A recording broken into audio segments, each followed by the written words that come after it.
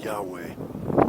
Leviticus chapter 25, verse 55 expressly states that the Jews are the slaves of Yahweh because Yahweh freed them from the Egyptians. And that is their covenant with their God Yahweh, that they have to be obedient slaves of Yahweh and follow Yahweh's laws, or Yahweh will exterminate them.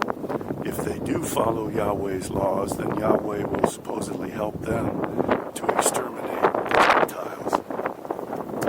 But again, the Jews always took on foreign wives and started to worship foreign gods, which angered Yahweh and brought Yahweh's wrath against the Jews, and supposedly caused Yahweh to destroy his own house, his own temple twice, and to send the Jews repeatedly into exile from the land of milk and honey, which the God of the Jews supposedly promised to the Jews.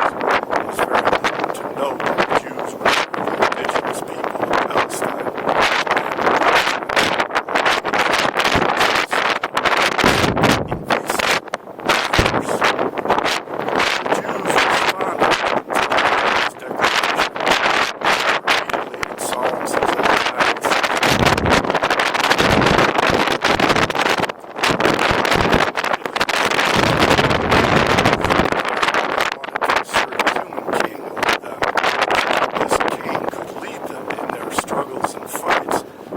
Extermination against the Gentiles, and their God Yahweh warned them that if they were to attack the king, it would lead them into a series of catastrophes. And the Old Testament fabricates the story of all these catastrophes that fell upon the Jews when they adopted the king, because Yahweh was so angry that this king was usurping Yahweh's authority over the Israelites and over the Jews.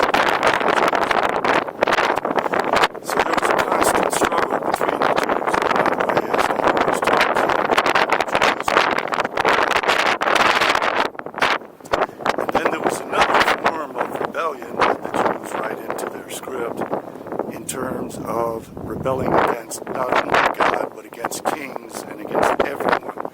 And the ultimate form of self-sovereignty is to proclaim that you yourself are God. And this belief that the individual is God permeates Judaism, and it produced Christianity and Marxism and all the rebellions against the monarchies of Europe. So we have three major movements among the Jewish people. One of those movements asserts that Yahweh is God and sovereign over all humanity, over all the earth, over all the gods, and over the entire universe. The next movement in Judaism was to adopt a king over the Israelites and Judeans. And that angered God and brought about a series of calamities because it questioned God's authority, God's sovereignty, and God's kingship over the world. And this melded in the form of the idea of a Messiah built upon the Egyptian concept of the Pharaoh as a demigod, half man, half God, and as the intermediary between man and God. But Eve rebelled against God and wanted to become a god, wanted to gain knowledge that the gods have, and wanted to obtain the immortality of the gods. And Eve consumed knowledge and threatened to consume the tree of life and become immortal. And Eve fornicated with Satan to produce a rebellious son named Cain. Cain was not only rebellious, he sacrificed his brother, a human being, as the first human sacrifice to the gods. And Cain was therefore also rebellious against God and asserted his self-sovereignty and his own law as a human being. The story then evolves, and we have Moses. Moses is a very messianic figure, acting as an intermediary between man and God. And Moses took on authority by asserting that he was the voice of God. And Moses proclaimed the law that he asserted was the law of God. But the law of Moses made Moses a king and ruler over the tribes, and made his brother Aaron the priest of God, and therefore a very godly figure himself. And the Bible introduces, I think it's a cousin of them, named Korah. And Korah rebels against the authority of the earthly king Moses and his priestly brother Aaron. So Korah is also a rebellion against monarchy, as Eve and Cain rebelled against Yahweh itself. So we now have the introduction of the idea that the individual is the sovereign. The individual is the king. And that evolves into the concept that the individual is God. And we see in Psalms that all the Jews started to view themselves as children of God and therefore gods themselves. Just as the 70 children of El and Asherah were each gods, every Jew considered himself or herself to be God, the holy seed, the chromosomes, the genes of God, the mind of God, crafting the word of God and imposing the laws of God on all of humanity. But this was only to transpire for the 6 days of creation, the 6,000 years from the creation of Adam to what is the present day. At that point in Judaism, God is destroyed, and the written Torah is forgotten, and the oral Torah of Kabbalah takes over, and every individual Jew becomes God and becomes king, so that everyone else loses this sovereignty that they had heretofore assigned to their gods and to their kings.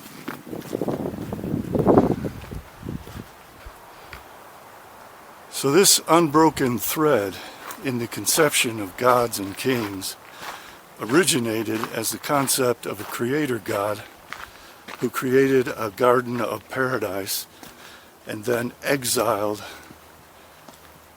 Eve and Adam and their family from that garden of paradise because Eve rebelled against the kingship and authority and laws of God. So the Jews believed they were sent into this world, this material world, which is evil by nature, this world of matter, which is the world of Satan. Now Satan is also portrayed like Eve, like Cain, like Korah and Jesus, and like Spinoza and Shabbatai Tzvi, as a rebel against the laws of God and against the kingship of God, and effectively asserts that the Jews are themselves gods. So Satan came down to to this material world, which the Jews view as being entirely and inherently evil,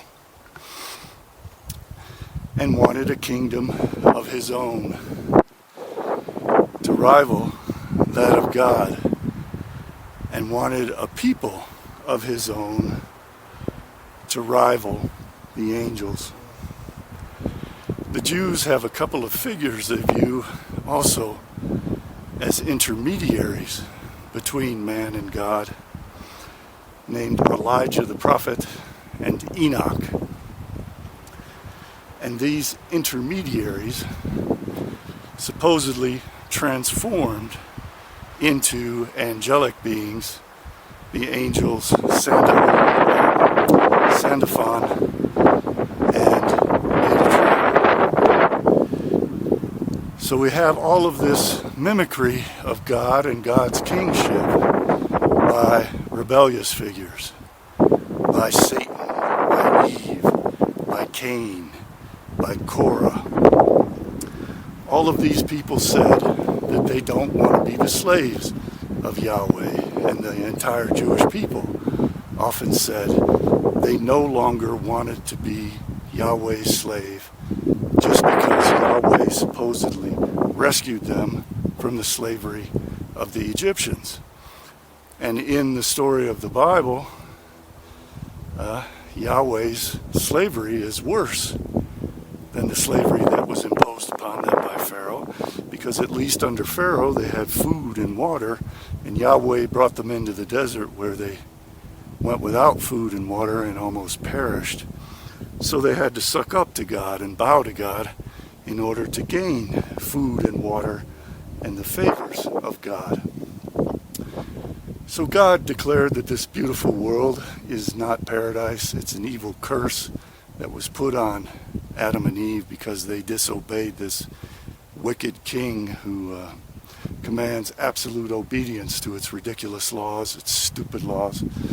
Jesus Christ pointed out how ridiculous and stupid and destructive the laws of Yahweh are. So Jesus was also another rebellious figure. Jesus was Satan. He was saying that his kingdom was heavenly and would usurp this earthly kingdom and replace it ultimately. So now when we hear these Christian nationalists, the MAGA crowd, declaring Christ as king, you have to ask, who is Christ king of? And what does his kingdom encompass? And how does it constitute a rebellion against the kingdom of God? The MAGA crowd doesn't realize that they are cursing themselves in the eyes of Yahweh by declaring that Christ is king, because the kingship and authority is to belong solely to Yahweh. And again, when the Jews, the ancient Jews, supposedly declared that they were going to install their own king, it angered Yahweh, because sovereignty was meant to rest solely with Yahweh.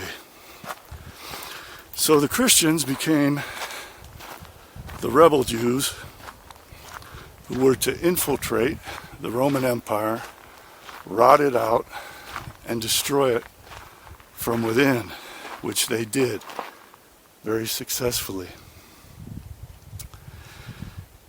And ultimately, Christianity produced the mythology of the divine right of kings and the monarchies of Europe, which claimed divine authority and divine order and divine law, and a holy seed of the blue bloods who had this supposed right, this divine right from God, which even gave them the right of first night to sleep with a man's wife before he had the right to sleep with her. And this also became terribly oppressive. Just as Yahweh had warned the Jews If they adopted their own king, that king would oppress them and lead them into a series of calamities and catastrophes. And that same fate befell the Europeans. The European Christians were constantly at war with one another. Their monarchies were horrifically oppressive and eliminated the democracies and tribal leaderships of all of Europe and destroyed all of their pagan gods in the name of declaring that Yahweh, the King of the Jews, is supposedly the King of all humanity and the entire universe, and rules not only over all men, but over all gods, and wants to exterminate all men save the Israelites and Judeans, and exterminate all the pagan gods. So as the Europeans obliged this plan and began to exterminate their own gods, in the eyes of the Jews they lost and sacrificed their supernatural protection, which the gods of their ancestors, the pagan gods, had afforded them. And all the beauty and might and power that those gods had bestowed upon the great peoples, the Romans, the Greeks, the Egyptians, the Germanics, abandoned them when they adopted Jesus as their God and were plunged into the dark ages in which the greatness of the Europeans was destroyed and was replaced by universal bondage to these evil, wicked, selfish monarchs. So once again, the Jews created a massive problem in the name of rebelling against the authority and kingship of Yahweh and appointing Satan, Jesus Christ, as sovereign king and lawmaker over the Gentiles. Now this constant oppression leads to the third form of kingship and the second form of rebellion against Yahweh.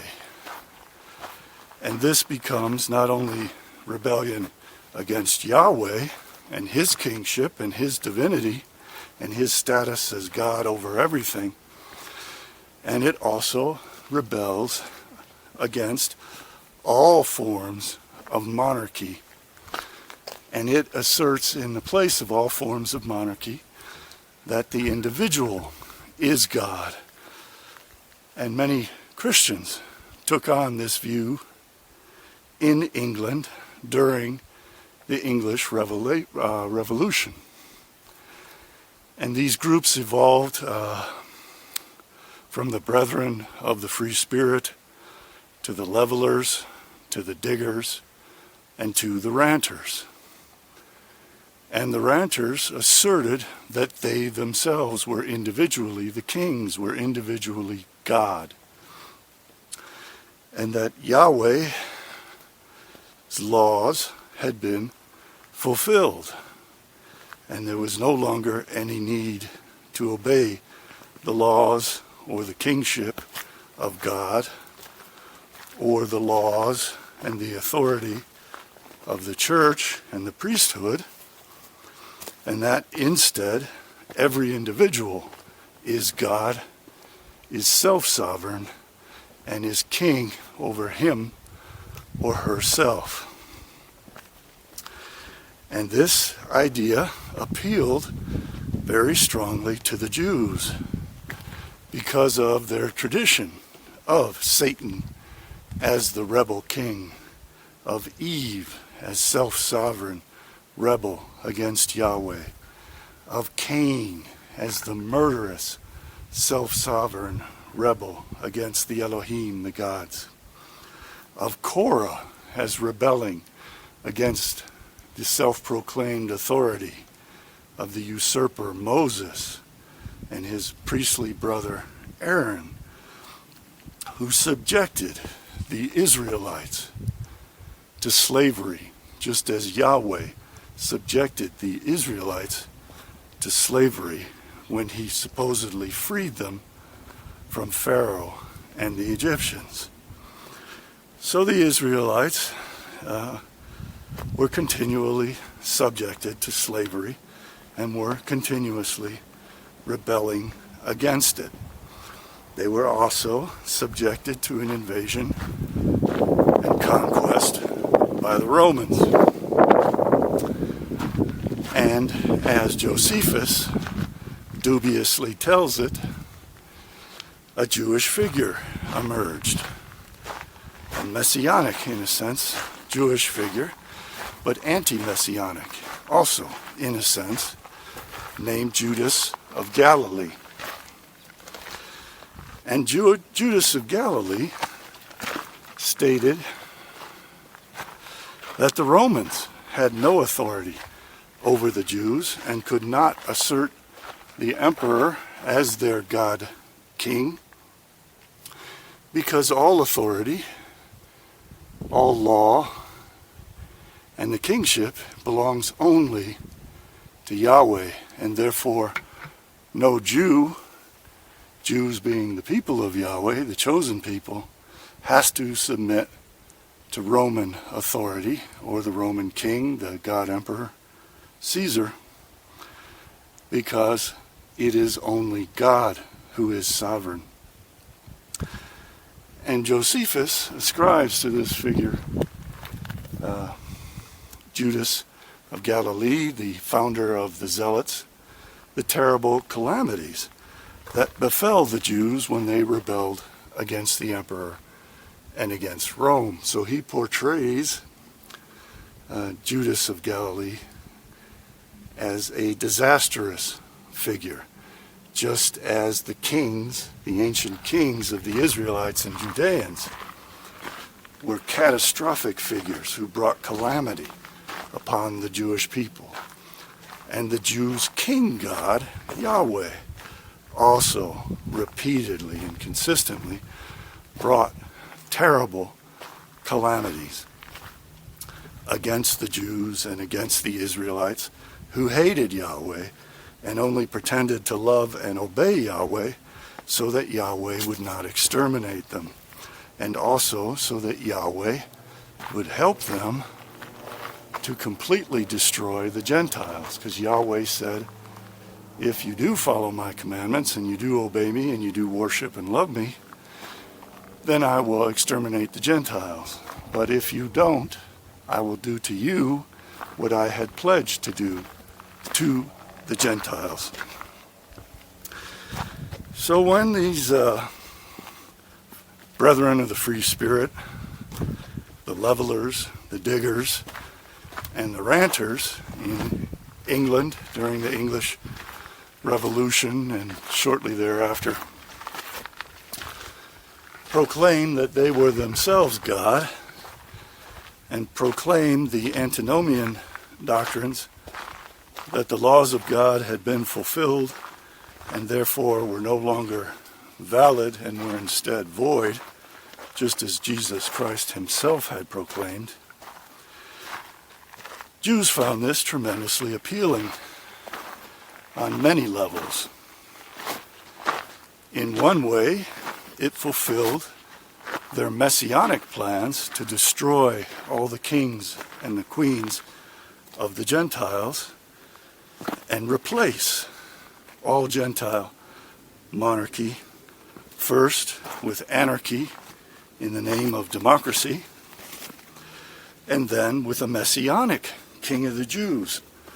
And this messianic king of the Jews would, like the brethren of the free spirit, the levelers, the diggers, and the ranchers of England, this king of the Jews would be an antinomian who would reject the law of God and the authority of God and would do the precise opposite of the commandments of the Torah. And this would bring about the redemption of the Israelites from this supposedly wicked, though obviously beautiful and wonderful, physical world. And this messianic king of the Jews, who, under the guidance of Spinoza and under the leadership and authority of Shabbatai Tzvi, would attempt to take over the world and restore the Jews to Palestine, would restore them to the Garden of Eden, to the land of milk and honey that was promised them by their God if they obeyed their God's commandments. So the new method of getting out of the exile in this material world, this Gentile world, this world which constitutes condemnation, in order to obtain redemption from that and freedom from that, and gain the promised land of milk and honey, the land of the covenant from the Nile to the Euphrates, the land of the kingdom and empire of Ramses II, the means of obtaining that was the same means that Satan had used. It was the means of rebelling against Yahweh and forming your own kingdom on this earth. And that kingdom was meant to be the kingdom of Palestine. And as in ancient times, the Jews who followed Shabbatai Tzvi in 1666, shortly after the English Revolution, and after the Jews adopted the doctrines of the Brethren of the Free Spirit, the Levelers, the Diggers, and the Ranters, Shabbatai Tzvi tried to take Palestine from the Ottoman Empire and become king over the entire world. But there was an authority, a king, who... So once again, the Jews had to rebel against another king, another authority, another sovereign. But this time they did it in a clever way by pretending to be Muslims so that they could infiltrate and subvert the Ottoman Empire and make it theirs. This evolved into the Frankist movement, and Jacob Frank believed that he was the Gilgul of Shabbatai Tzvi, and therefore, since he was the reincarnation of Shabbatai Tzvi, he was also the sovereign king of the Jews. And, as Yahweh warned them, any man who presumes to attain the throne of God and become king over the Israelites and the Jews will bring them into calamity and catastrophe, as all these false messiahs, Jesus Christ, David Elroy, Bar Kokhba, Shabbatai Tzvi, Baruch Yah Russo, and Jacob Frank brought the Jews very often deliberately into calamity and terrible destruction. And this pattern manifested itself once again in the Holocaust with the messianic figure, Messiah, son of Joseph, Adolf Hitler. But these Frankists planned for a terrible bloodbath in Europe and world wars.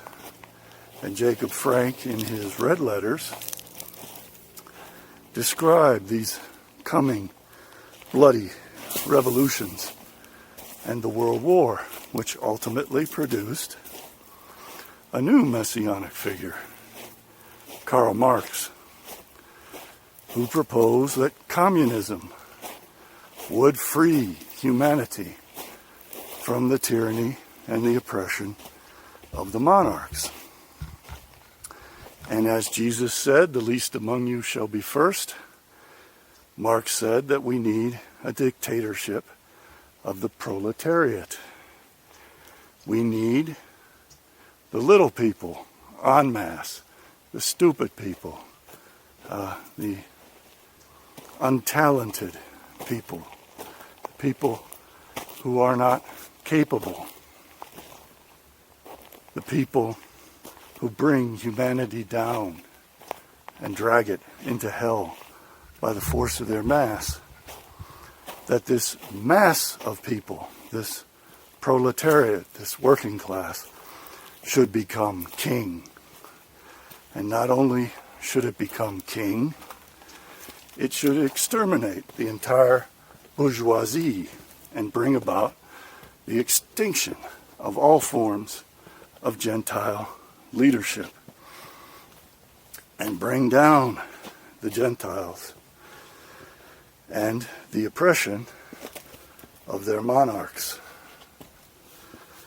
And so the socialists and the communists succeeded through 2 world wars in destroying the empires of the Gentile kings and replacing them with socialist and communist empires who were supposedly led by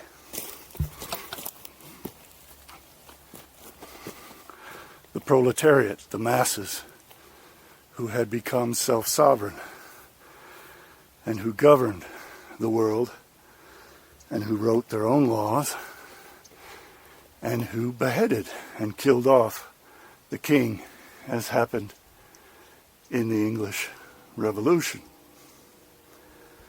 So this is the third form of Judaic rebellion against God that becomes rebellion not only against God, but rebellion also against any form of human king, so that the Jews can conquer the entire world by duping the Gentiles into exterminating their own people.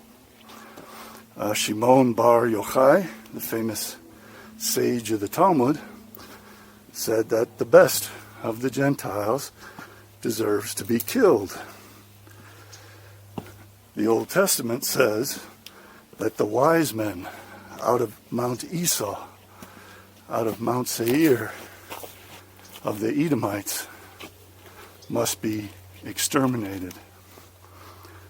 And that was the purpose of Marxism, was this third form of rebellion where no one is king and the kingdom is replaced by the force of the stupid mass of the proletariat. So it's very important to understand this history of how the Jews view their gods and how they interpret kingship. Because we are on the cusp of the Jews announcing their messianic king. And this messianic king is to be the reincarnation of Shabbatai Tzvi. And Christians are misled to believe that the Messiah, King of the Jews, will be someone loving, meek, weak, and self-destructive like Jesus Christ. But that's not the case. This Messiah, son of David, King Messiah, is very unlike Messiah, son of Joseph, Jesus Christ, and is to completely destroy God, Yahweh, and to completely destroy the Gentiles. and thereby perfect creation to the point where this material world all around us becomes the land of milk and honey for the Jews, becomes the Garden of Eden for the Jews, becomes paradise for the Jews. Now, in order to accomplish that, they have to destroy the material world on the surface of the earth and convert it into the chaos and the hell that they have always declared that it is a place of exile for the damned who rebelled against Yahweh. So that's what they're doing. They're geoengineering our physical world into hell. And they are building a subterranean world, which they view as being their land of milk and honey, in which they are going to reside after they make this world, the physical world, the prison of the material world as they perceive it to be, uninhabitable, and convert it into the classical image of hell, in which everyone who continues to live will be tempted to sin, will be tested to see if they sin, will be accused of their sin, prosecuted of their sin, and punished for their sin by being eternally damned and dissolved into the material world of chaos, which Judaism teaches is nothingness. And they are leading humanity to enter into this new realm of hell at their behest. And they engineered the mythologies of Christianity and Islam and Marxism in such a way that all of the followers of those Abrahamic faiths helped the Jews to turn the material world into hell, because they view this physical world as an exile from the land of milk and honey and from paradise, the Garden of Eden. And they want to ensure that this is completely destroyed, and all of us together with it, so that they will not only have destroyed Yahweh's creation, they will also have destroyed the Gentiles, and they will have destroyed Satan and all the other gods of the Jews, and they will have created their realm, their kingdom, a subterranean world in which they will live, and which they will perceive to be the land of milk and honey and the Garden of Eden. And they will perceive that they have no longer been exiled by this evil King Yahweh, but have instead themselves become sovereign and king over all that live and over their own creation. And they will no longer be Yahweh's slaves, because it won't matter that Yahweh supposedly freed them from the Egyptians, because there won't be any more Egyptians, any more Gentiles, any more people who derive from chaos instead of holiness, divine light. So we have to be tremendously wary of this messianic, kingly figure. Because, as the Old Testament always said, when the Jews appoint and adopt a king, it brings horrors upon the entire earth and potentially will completely destroy all of humanity.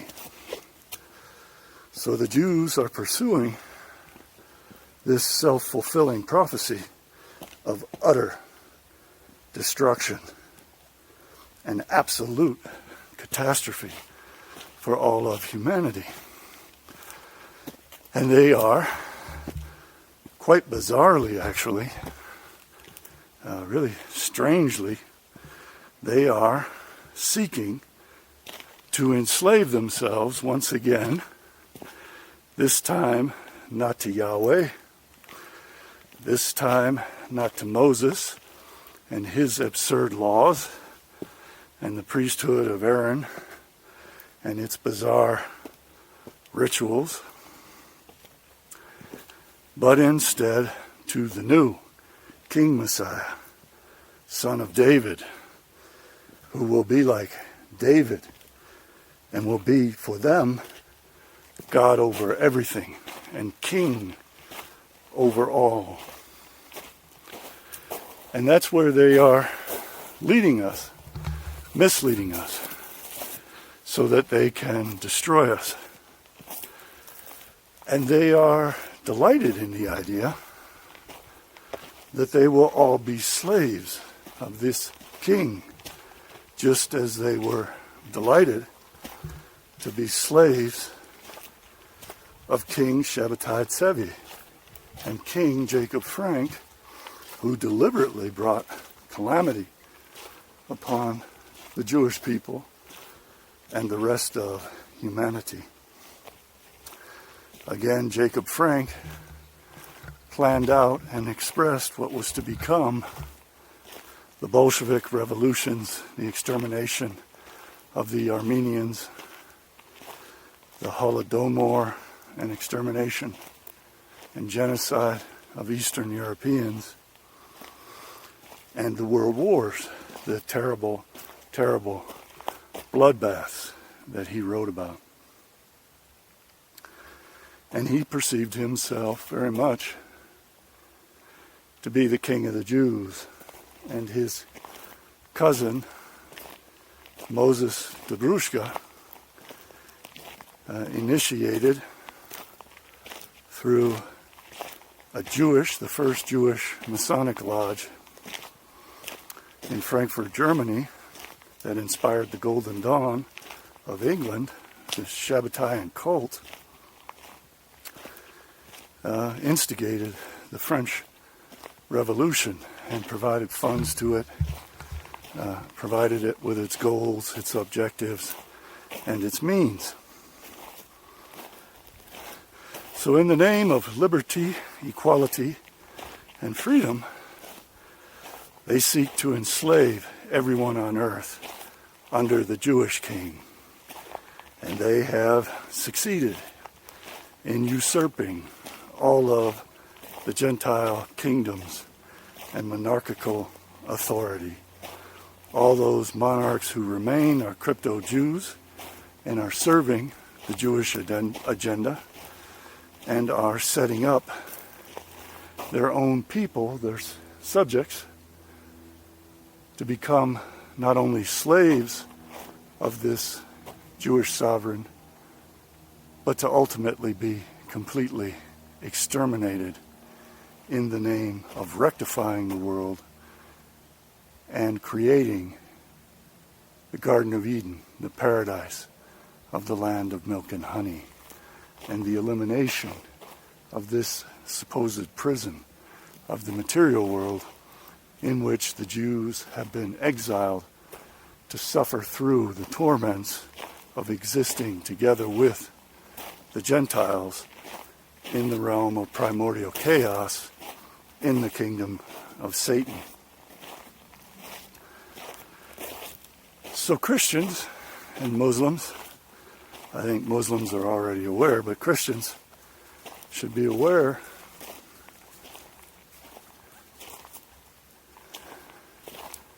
the quail are coming out. It's beautiful to see. Should be aware that this Messiah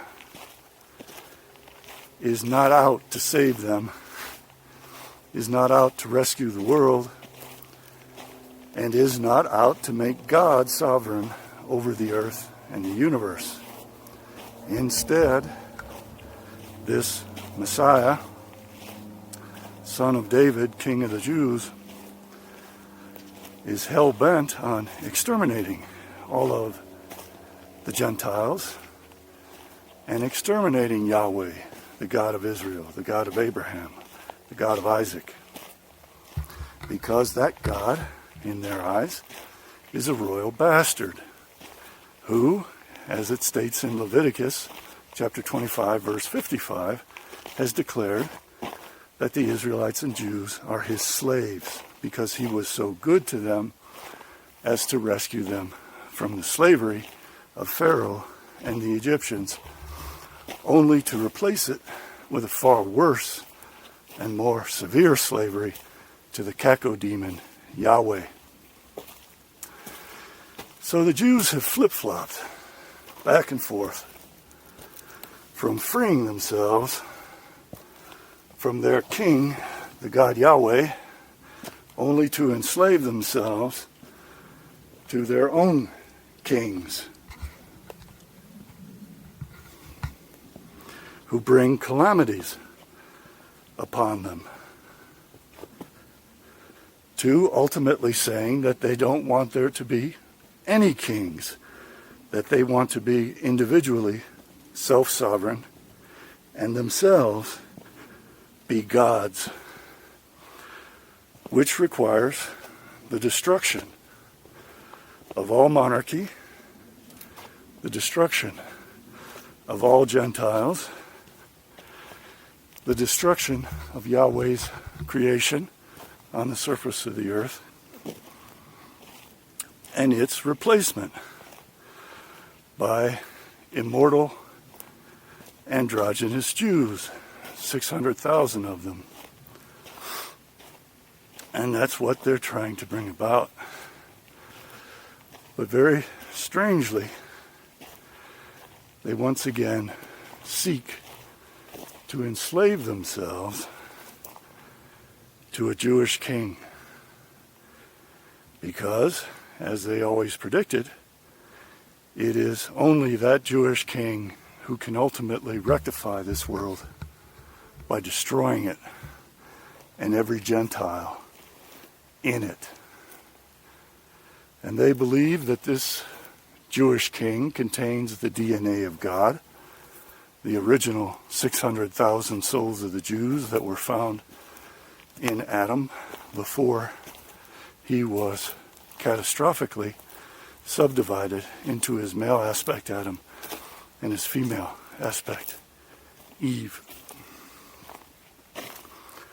So that's what the Jews are up to.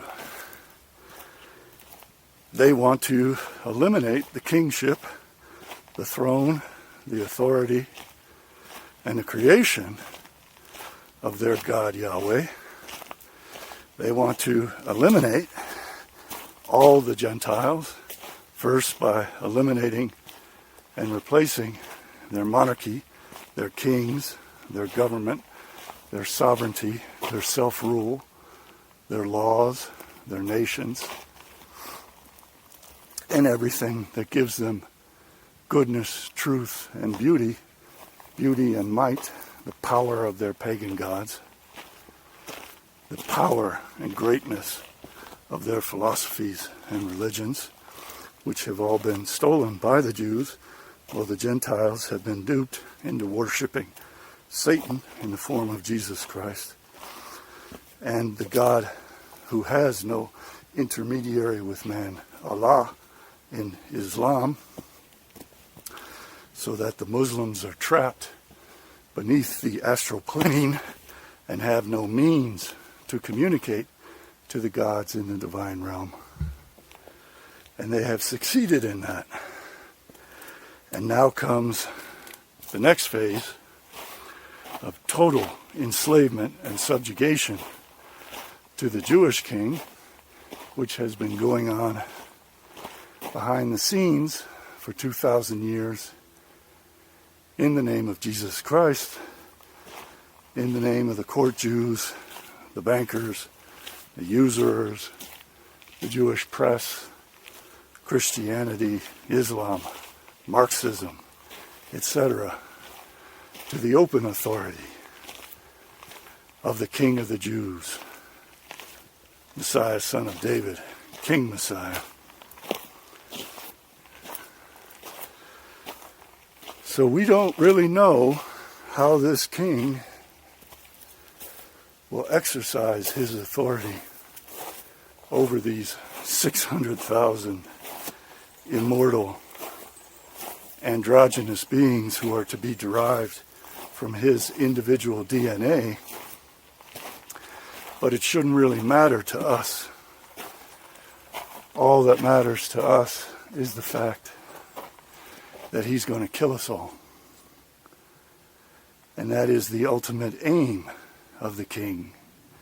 That was the ultimate aim of Yahweh when he sent humanity into exile on the earth as punishment for consuming forbidden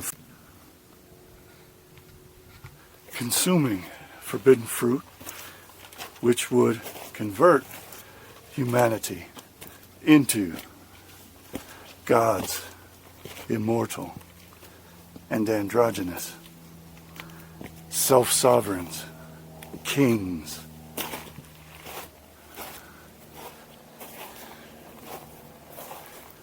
All this stupid, ridiculous, destructive mythology, Jewish mythology, has done terrible harm to all of humanity, including the Jews, who have brought this harm to everyone else.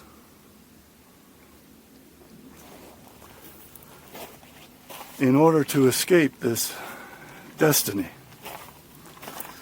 of the kingship, tyranny, oppression, and genocide of Jewish kings, the Jewish king Yahweh, the Jewish king Messiah, the individual Jewish God King of each and every Jew,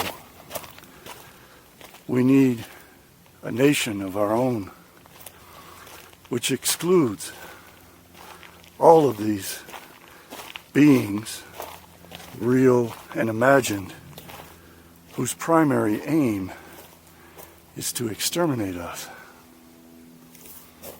No one's going to do this for us. Everyone is going to oppose us. But if we can attract the best people in the world to this cause,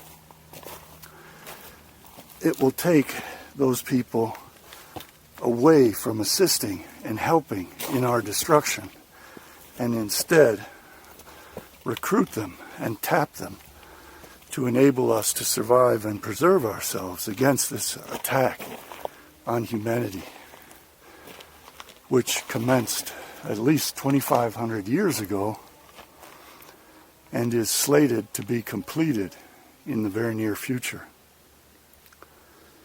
Only we can do it. And very interestingly, the Jews have made it through their control over media and politics. They have brainwashed Gentiles into looking to Jews and their agents, their priest class, their politicians, their scientists, to save them by destroying them.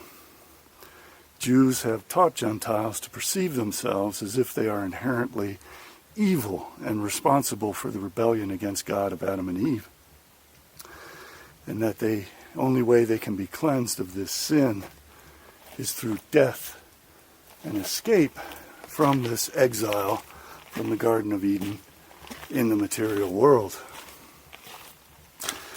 So Gentiles have been duped into always looking to Jews for leadership and only following those leaders who oblige the Jews.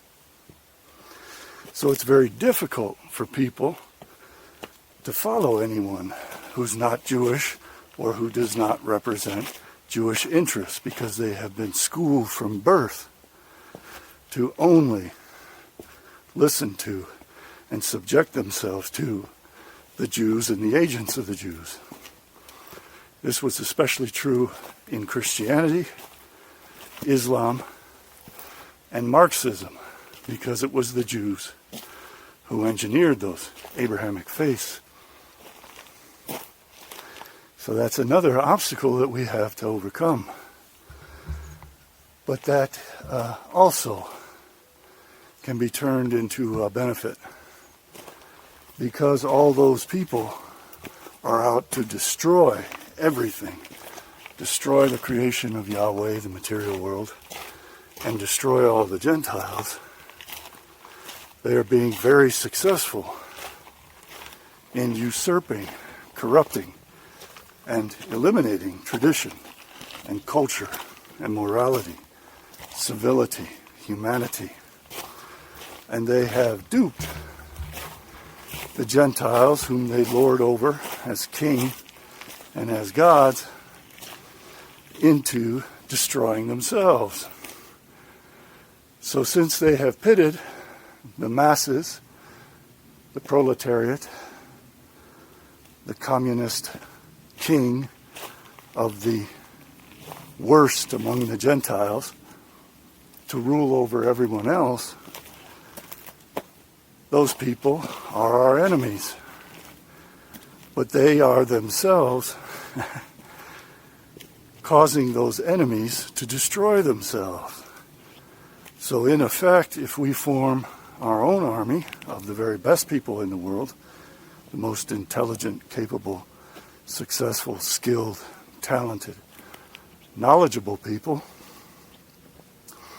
if we can pull them together, not only will they no longer help the Jews to destroy and kill us all off, they will help us to survive this enemy and defeat this enemy with new weapons, weapons of total destruction, weapons which can defeat anything that this enemy has created or is capable of creating. And again, they will no longer help this enemy to create weapons against us, but instead will create weapons to defend us from this enemy. And many of these people have worked for this enemy in government and in industry and in weapons development. So they will become incredible intelligence assets for us in order so that we can defend ourselves and preserve ourselves. So when it comes to sovereignty and to kingship, and if they must have it gods, we need to create our own. And we need to escape the idea that Yahweh is our king. We need to escape the Jewish concept of the divine right of kings. But we also need to escape the idea that the people can only become their king, self-kings, and ultimately gods, by destroying the very best people among us. We have to take the opposite approach of what the Jews have taught us to do.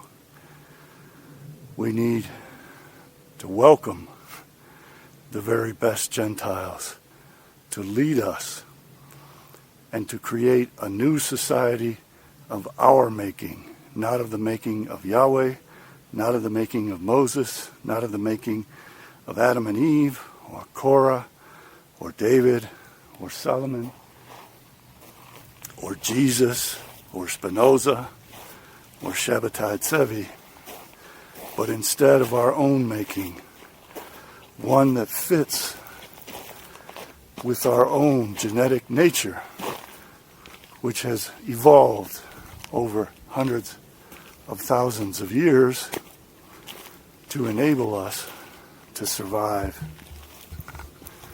So the only God we need ultimately is reality, to embrace this beautiful world that we are blessed with, not cursed to live in. We have to stop seeing ourselves as being spirits imprisoned in a corpse of flesh. All those are Jewish mythologies which are fed to us so that we welcome our own demise. Instead, we have to celebrate life, love the universe, love ourselves, love each other, love creation, and preserve it, and preserve ourselves, and reject the wicked, oppressive kings that the Jews have placed in power over us, ultimately to all be replaced by Jewish King Messiah, who is pledged to kill all of us and to kill off Yahweh and Satan and the gods of the Jews, to replace material creation with a surreal, abstract, computer-generated reality which is meant to simulate existence and to provide the land of milk and honey and the Garden of Eden for the 600,000 immortal androgynous Jewish gods that they are trying to assemble out of the DNA of their Jewish king. And they want all of this to replace all of this and all of us in the very near future. So people need to take this deadly seriously. As bizarre and absurd as it is and as it sounds, that has been the course of the history of the Jews and the evil that they as a people have imposed on humanity for 2,500 long and painful years, which have continuously produced our separation from ourselves and from nature. And this led us to believe that we are not a part of all this, but instead that all of this is a prison which entraps and enslaves us, and which we can only escape through our death. And that is what they want to bring about, is our death. I thank all of my wonderful, kind, and generous contributors for enabling me to do this, and to educate you as to what is taking place. I'm the only human being on earth that understands all of this and has these unique insights. And I hope that you are grateful to my contributors, because without them, I would not have been able to do this and to teach you this precious knowledge which can save us. But it can only save us if we act, and then only if we act now. If you would like to contribute, you can do so at my website at CJBbooks. But far more importantly than that, you have to oppose the winds and the storms of King Yahweh and his people, the Israelites and the Judeans. Thank you all for watching and listening. And I will see all you good and wonderful people next time. Goodbye for now.